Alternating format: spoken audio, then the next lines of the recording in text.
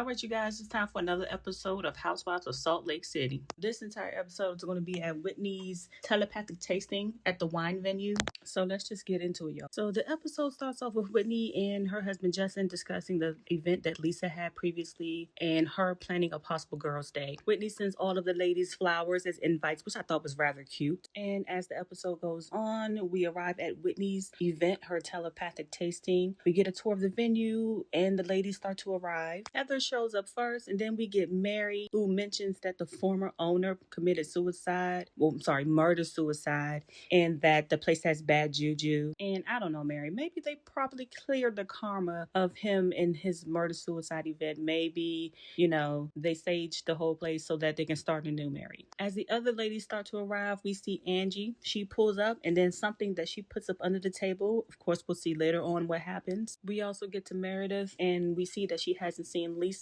since her lunch with Angeli, and hopefully they discuss what they said at the lunch. And as all the ladies come together, Whitney starts off with her speech at how, not wild, but how out loud and free she used to be, and how she wants to get back to being herself again, as well as hiring a intuitive consultant. Now, right off the bat, I knew Mary wasn't going to try to do it. Mary doesn't even participate in stuff like that, but it would have been funny to see Mary actually try it. Now, they all start to begin to wine taste and pair it with different foods. Of course, Mary, she's not playing that game. She's not eating the raw salmon, to which I get, but I actually love it. I do wish that Mary would try something out of the box, but, we have to do with, baby steps with Mary. We all know she's set in her ways at her age, so we got to try baby steps with Mary, but at least she's there. At least she's trying to have fun. So Angie begins discussing listing her house, and somehow Brittany gets offended because she's an agent and wants to be informed of the house listing.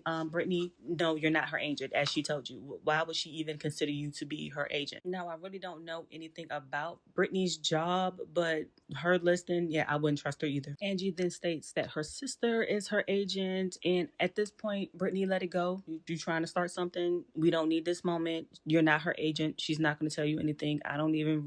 We haven't seen you guys actually hang out, so why would I consider you my agent? As well as you're not even a close friend to Angie, so that doesn't make any sense. I think you're trying to exaggerate the friendship that you have with these women, and it's just not there. So out of the disagreement, Whitney turns the conversation into Brittany and her friendship or relationship with Jared, because at this point, girl, it's non-existent, or so she says, because they're back together. She didn't even consider the relationship with her adult daughter at the time. And then we see a clip of Jared at Whitney and Justin's house to talk about their relationship or lack thereof to Brittany. Whitney then reveals that Jared said that he only feels that Brittany is using him for trips and gifts, which is funny because Brittany called Bronwyn a gold digger, and Bronwyn's actually married to her man. Brittany, you haven't even gotten that. You can't even get close to that. And I still don't have an understanding as to why you want this man when you could have just chosen your daughter, spent time with your daughter, rekindle your relationship with your daughter, but you're too busy chasing behind this man. It is giving gold digger vibes. It's giving desperate vibes at that. So as the wind begins to pick up, the flowers are being blown off, and the ladies all make a joke as if saying,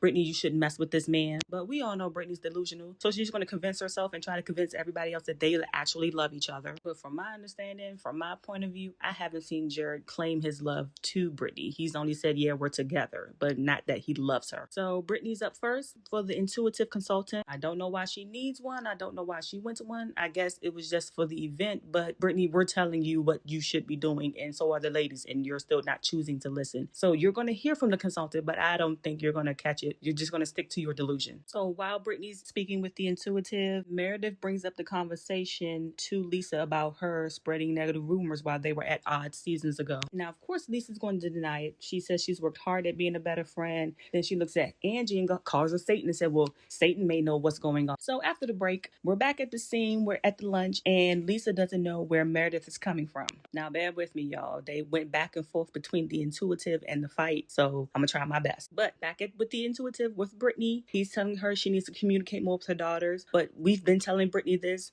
Whitney has been telling Brittany this. We've all been saying that. I don't think Brittany needs an intuitive to tell her that. People tell her that. Brittany just wants to live in her own delusion. Now, back at the table, we get back to where Angie is trying to tell Lisa what she told Meredith, because Lisa already knows that Angie told Meredith this stuff, and we all know Lisa doesn't want to listen to nobody, and of course an argument formed. We all know when Lisa cannot prove her case, she yells, she name calls, she gets just loud and argues because she's not going to prove her case. She wants to deflect as much as she can. Now, as this argument starts to form and, consume or grow, it's now Bronwyn's turn to go to the intuitive, to which I'm happy for, because I don't want to sit at the table with a bunch of arguing women anyway. I came here to drink wine and have a good time, and then next thing you know, y'all arguing about the smallest thing. Lisa states that she didn't say anything about Meredith to Angie or try to incite the fact that, Angie bring up some stuff about Meredith's family. And Heather states that she's surprised in Meredith that she's letting Lisa walk off the hook with this because we know Meredith has ripped into other people for less. So as Angie begins to tell her side of why she told Meredith what Lisa said to her, we then kind of pan over to Bronwyn's reading, and it's showing how her mom's health is doing, which is kind of not good.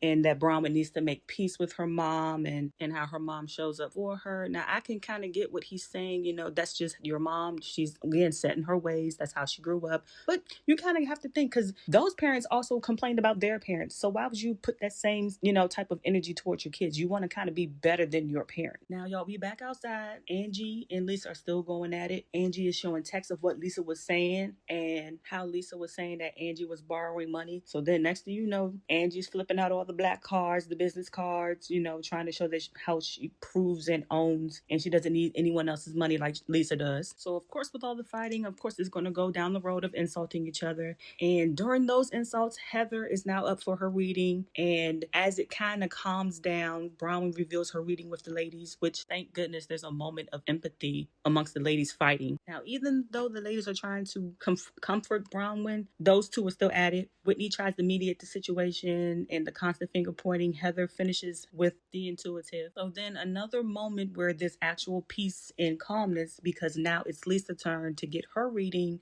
and it shows her fragile relationship with her husband, and now we see her actual vulnerability. And this is the vulnerability that we want to see from Lisa, not this hard rock exterior. This is what the ladies have been talking about with Lisa, besides her being behind somebody's back and digging up somebody's past and trying to use it to be against them when she doesn't agree with them. So as Lisa is getting her reading, the ladies start to discuss, and Angie starts to say that, well, I'm not the one that ran back to Lisa after she disrespected me. And she says to Mary, of all people, I don't know why you get into it with Mary, but of course her and Mary begin to disagree and reveal that when Angie was close with Lisa, honey, you accepted the disagreement. You accepted it too. You just weren't on the receiving side of it. So now you want everyone to be mad. Now you see who she really is. So during all this, of course, now we got to switch out the ladies. Lisa comes out, and now it's time for Angie to go get her reading as well. Now Angie's reading is about her expanding her business, her new product line, and how she's going to keep moving forward with her success. Meanwhile, outside, Lisa is sharing her experience, and of course, I feel like Lisa's going to always be surface level. She doesn't fully trust the ladies because she's not really friends with them besides Meredith, and even she was kind of surface level with Meredith as well. So as they're discussing, we're going to do another switch off. Angie comes back out, Meredith goes in for her reading, and Lisa gets mad, walks away because they're continuing the discussion of what went down. Lisa just doesn't want to hear it. I think she has nothing to prove, so she's going to avoid the situation altogether. Now at this point, we get to see a little bit of Meredith's reading.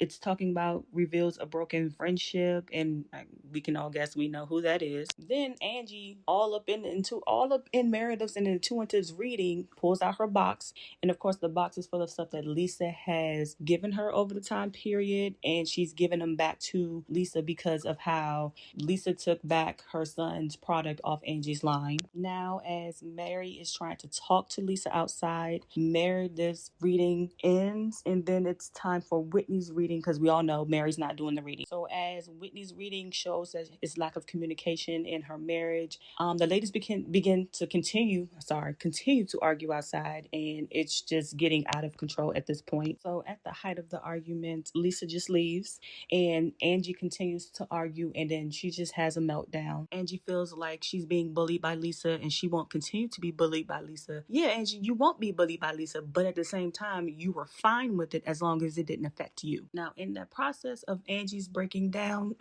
she kind of offends Mary by saying, like I previously said, you ran back to Lisa for the friendship, and that's not what she did, which I can say that is offensive because Mary did hold her accountable. Mary will not let anybody bulldoze her, bully her, or anything. Mary's not that kind of person. And in that moment, Angie should have just be quiet. She should have just been quiet like everybody kept telling her to be. So in that moment, Mary gets upset and Mary leaves. Bronwyn chimes in telling Angie, you can stand your ground, but you have to know how to react properly. But Angie continues. And in the last moment of this episode, we see Brittany call Jared, and the lady tell him to bye. Like, why are you calling him on camera? Brittany, girl, let it go. Let it go, honey. Jared did not need to be a part of that moment. So the episode ends at the winery. This whole episode was at the winery. It was explosive. It kind of kept me on my toes.